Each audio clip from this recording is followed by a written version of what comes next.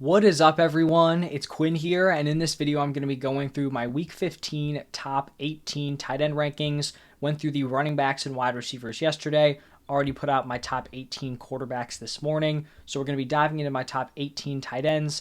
I'm going to be splitting these players up into different tiers, and then I'll also have the defenses coming out today also. If you guys enjoyed the video, just do me a huge favor and smash that like button. But let's dive right into the rankings. I'm pretty sure I talked about this in the tight end start sit video, but I really do think this is like the deepest crop of tight ends that I can remember.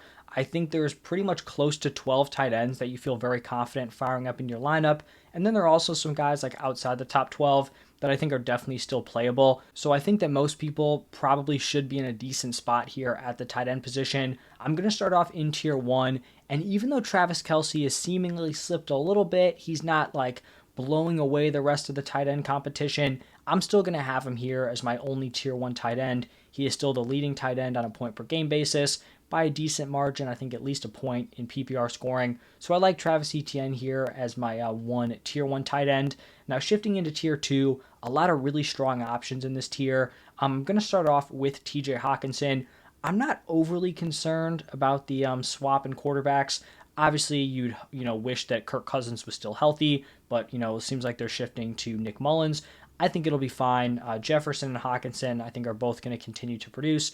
Even we've seen over the past few weeks, Hawkinson hasn't been crazy, but he's still been a fine option at the tight end position. And we also had a sample size with the 49ers where Mullins really just went out and fed George Kittle. So I wouldn't be panicking on TJ Hawkinson here. He's going to be my tight end 2 this week. Then I'm going to have back-to-back younger tight ends. Going to start it off with Sam Laporta. I just think he has a slightly better matchup than Trey McBride, who's right after him. So I like Laporta here. Super impressive rookie season. Not a great game in week 14, but that'll happen at the tight end position. I like him this week as my tight end 3.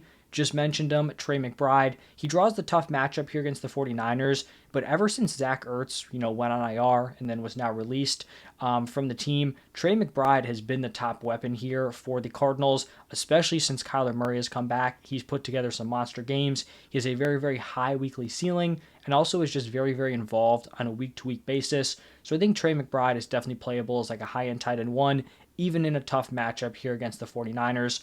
After McBride, I have Evan Ingram and another guy who draws a tough matchup here, two of the better defenses in the NFL, 49ers and the Ravens, which is who Evan Ingram is matching up with. He's had back-to-back big games. This was something I was talking about early on in the season, where he was always commanding really solid volume, was very safe week to week. He just hadn't hit in the touchdown department. He has definitely hit in the touchdown department over the past couple of games. We've seen Christian Kirk didn't play in week 14. He left early in week 13.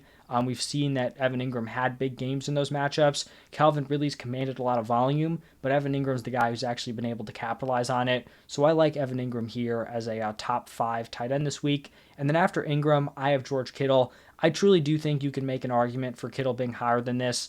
The 49ers have the highest implied point total this week going up against the Cardinals, so points will be scored. I just think compared to some of these other tight ends, Kittle has a lot more target competition with Debo, Brandon Ayuk, Christian McCaffrey. Evan Ingram is pretty much dealing with Calvin Ridley, and that's it. Trey McBride's dealing with Marquise Brown, who has pretty much been, non-existent since Kyler's come back. And then Sam Laporta is dealing with Amon-Ra St. Brown. These guys have pretty much like one main target competitor. George Kittle is just competing with a lot of different guys, but I'm still very high on him this week as my tight end 6. And then I'm going to be wrapping up tier 2 with David Njoku. He's really just been on a tear, I think, over the last 7 games, double-digit points pretty much in every single one of those weeks. Joe Flacco's come in. I think he's really kind of not saved, but because David Njoku is already fine, but I think he has the ability to elevate David Njoku, especially Amari Cooper, who seemed like he was kind of done fantasy-wise this season. Like I talked about in the quarterback video, they're letting Joe Flacco go out there and sling it, so the volume can be there for these receiving weapons. David Njoku is obviously going to benefit from that. He's coming off a monster game in week 14, and I think he's someone you fire up with a lot of confidence this week. Now, shifting into tier 3, these are all still tight ends that I feel very confident playing in my lineup, but they are just going to be slightly below the tier 2 guys. Going to start it off with Dalton Kincaid. Dawson Knox coming back did not affect his usage at all. He actually led all the pass catchers and routes run more than Stephon Diggs, more than Gabe Davis. He is totally fine. He showcased he's talented.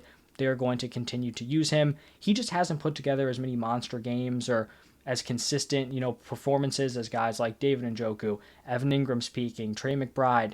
So he's just going to be slightly below those guys, but I really like the player, and I wouldn't be surprised if he has a really impressive finish to the season. Definitely one of these tight ends that's kind of peaking in the second half once he got his opportunity.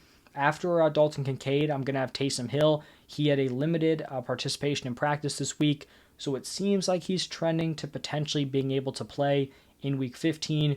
We did not see him in week 14, but prior to that, he had just had a very long string of games with very unique involvement. As we all know, he's getting a couple pass attempts per game. He's getting a lot of work on the ground. He's mixing in on the goal line. He's running routes. He just has a lot of different ways where he can score, and the Saints clearly want him very involved. So I think he's definitely playable as a top 10 tight end in the fantasy playoffs. Two more guys in this tier, two more younger tight ends. As my tight end 10, I'm going to have Jake Ferguson. He hasn't been quite as consistent as some of these other tight ends, especially the guys in the tier ahead of him, but Dak's been balling out. He's put together some big games. I think he's another one of these younger guys that can have a nice close to the season. And then finishing up this tier with Isaiah Likely, I believe these were all the guys, or like the cutoff from the players I had listed as starts in my tight end start sit video. I like Isaiah Likely. You look at the sample size of games with no Mark Andrews, he's performed very well in those. Had a fine first game with no Andrews, second game, a big week 14 performance. So I like Isaiah Likely here as a solid tight end 1. Now pivoting into my tier 4, these are tight ends that I think are definitely still playable this week. I don't like him as much as the top 11, but would be totally fine with these guys in my lineup. The first one is going to be Dallas Goedert. He pretty much stepped back into the exact role he had prior to his injury, so no concern about him, kind of getting eased back into the lineup. His usage will be fine. I do like the matchup here against the Seahawks for all these weapons on the Eagles. I just think we had kind of seen what we'd seen from Dallas Goedert. Doesn't have a super high weekly floor. He's been pretty much like a fringe tight end 1 on a point per game basis, which is where I have him slotting in here. Then is my tight end 13, I guess high-end tight end 2 territory. This is where I have Kyle Pitts, and we saw Kyle Pitts take a huge uptick in his usage in week 14. His route participation went way up.